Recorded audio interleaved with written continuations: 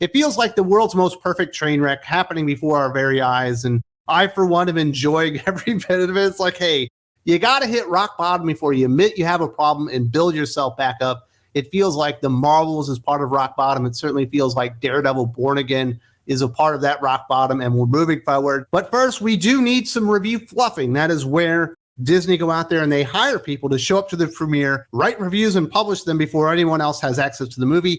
So the Rotten Tomato score is 95%. And you can have articles like, oh my goodness, this is the highest reviewed MCU movie of all time. Everyone was wrong. The trolls were wrong. The haters were wrong. And then all the people that weren't paid and weren't given access to the movie ahead of time start putting in their reviews, and it drops, as in people obviously start showing up because they're mad about all the review fluffing. And then maybe we get some review bombing, and then we all get called trolls and racist and homophobes and every other nasty word they can come up with to say that review bombing is wrong. It's borderline evil, but review fluffing is absolutely no problem whatsoever. Going out there and shilling and acting like something is great when it's not is not a problem at all, even if you bought and paid for it, which doesn't feel completely honest. So let's talk about this review fluffing and talk about the reality of what's happening with the Marvels this week. I didn't think it could be this bad, and I knew it was going to be bad. Marvel has finally unveiled its latest tentpole, The Marvels, and film journalists are calling the Nia DaCosta-directed tentpole a short and sweet, astonishingly wacky film that's full of girl power. Although many have been hesitant about the superhero movie's potential, with a few already predicting The Marvels as a box office bomb, a surprising number of positive reactions poured in on social media Tuesday night. Washington Post reporter Herb Scriber described the film as exactly what a comic book movie should be, while Deep Dive host Eric Voss called it astonishingly wacky. I'm not going to lie, I imagined this movie was going to be astonishingly wacky since it's basically Freaky Friday with freaking superheroes. And I'm certainly not surprised that they're lauding that it's just chock full of girl power out there. And you have all these shills like, oh my goodness, it's the greatest superhero movie. It's exactly what a superhero movie should be. What the hell does that even mean? That is the most generic platitude I've ever heard in my life. I do not believe any of this stuff. I'll believe it when people that I know aren't bought and paid for actually start talking about the movie and specifics of the things going on. There's a good likelihood that a lot of these reviews are going to be coming in, and it's going to be like 95, certified fresh. It's going to be the greatest movie of all times. Brie Larson made a comeback. The trolls were wrong before the inevitable. Harsh dose of reality is poured all over this thing that is absolutely mid at best and likely just an enormous train wreck. There's a reason Disney was not letting people review this a week ahead of time. There's a reason that only shills are allowed access to this movie before the release date. It's because they know they've got a train wreck on their hands. The Marvel features the return of Brie Larson's Captain Marvel, whose 2019 standalone movie grossed $1.1 billion. The Marvels not only serves as a sequel to Captain Marvel, but also to the Disney Plus series WandaVision, Miss Marvel, and Secret Invasion. Larson's Carol Danvers is forced to team up with Kamala Khan and Monica Rambeau after they begin swapping places when they use their light-based powers. The trio link up with Nick Fury to stop a Kree warrior hell-bent on finding a new home for her people. Oh my goodness, you're telling me not only is this a sequel to one of the most mid-fucking superhero movies of all time, Captain Marvel, but it's also a sequel to the lowest viewed Disney Plus MCU show of all time, Miss Marvel, and the worst viewed MCU thing ever, Secret Invasion, and WandaVision, which was actually pretty decent and people liked the beginning. But now that they've seen all the stuff in Multiverse of Madness, a lot of people have turned on that too. It's literally a sequel to nothing that people actually enjoyed. And yes, Captain Marvel was the right movie at the right time and actually made a $1.1 billion, but no one that has ever watched that movie is like, oh my goodness, this is one of the greatest superhero movies of all time. This is definitely $1 billion blockbuster. Like, there are fantastic movies that never even sniffed $1 billion, and Brie Larson and Kevin Feige should be licking the Russo brothers' hairy beanbags and thanking them for actually dragging them to $1.1 billion with everyone excited off the high of Infinity War, getting ready for Endgame and not wanting to miss anything because it was going to be so important to the movie. In hindsight, people don't really like Brie Larson. Captain Marvel was mid as hell, and there's just not a whole lot going on here. And a lot of people are going to blame this, like, well, they can't go out and promote the movie. Well, I've seen lots of fucking trailers. You probably saw a trailer for it on this video right here, and it doesn't look all that good. It literally looks like Freaky Friday with a lot more special effects and zaniness and wackiness and super duper girl power. It's not a fucking Barbie movie. It's a superhero movie Powerful women are a great thing. I love a female protagonist when done well on the big screen. It hasn't happened for Captain Marvel. I imagine Miss Marvel will be the best damn thing about the entire show.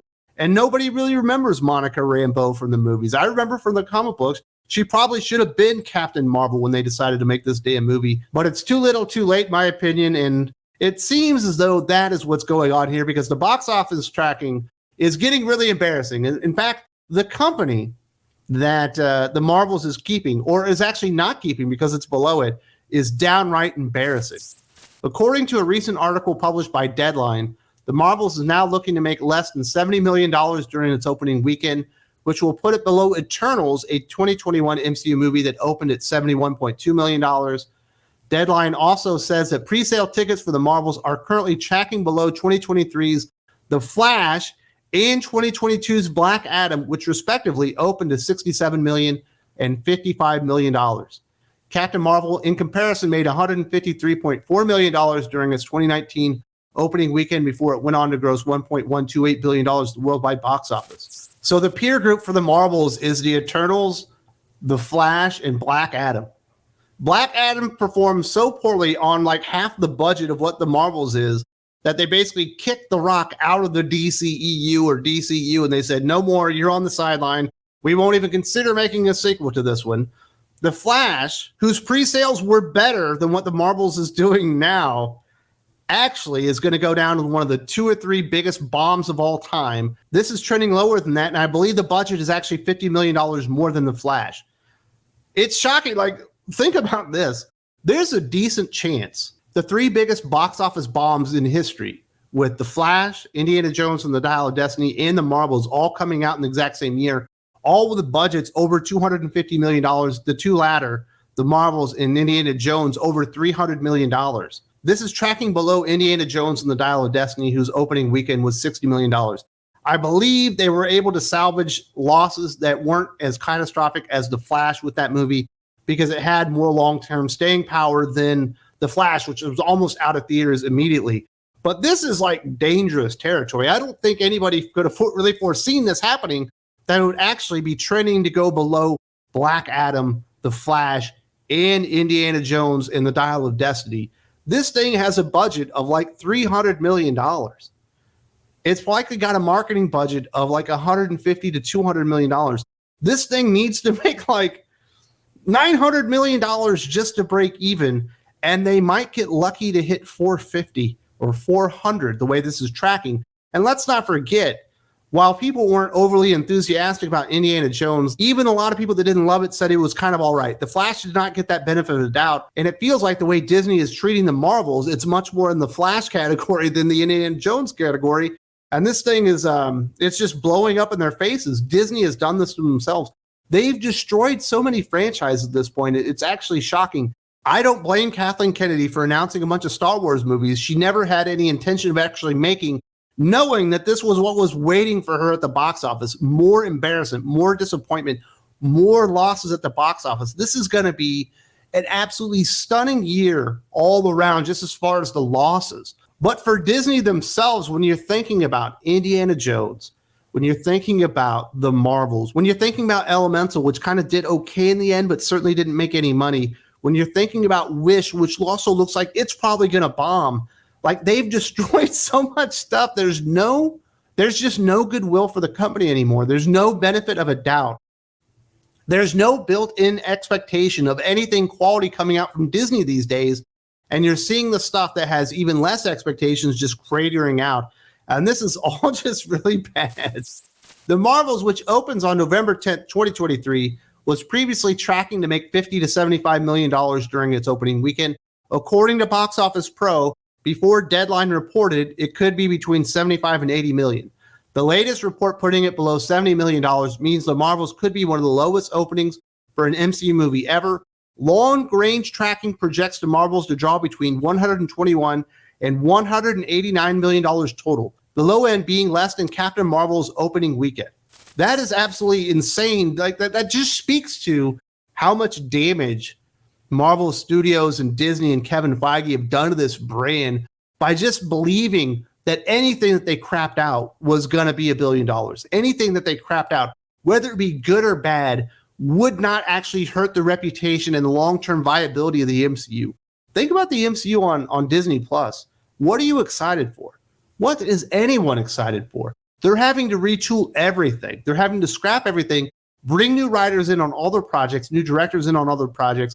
They're having to do new directions on everything because they dropped the ball so spectacularly. They're actually having to go back and do the hard work that they probably should have done before any of these movies came out, because they went out there and hired people that just could give zero cares about whether or not these are good interpretations of the heroes on screen, whether or not they were going to be really awesome stories that people were going to dive into. They were just vehicles. They were platforms to get their messages across. And they basically spoiled the entire thing to where, the Marvels likely underperforms the Eternals, which came out during the pandemic, likely underperforms Black Adam, which got The Rock kicked out of the DCU, likely underperforms The Flash, one of the biggest box office bombs of all time, and likely underperforms Indiana Jones and the Dial of Destiny, likely the biggest Disney bomb of all time. And it's mind-blowing that you can go from $1.1 billion to this point with mismanagement, but that's where we are. So do not believe the review fluffing. The review fluffing's out there. Everyone's talking about how great it is.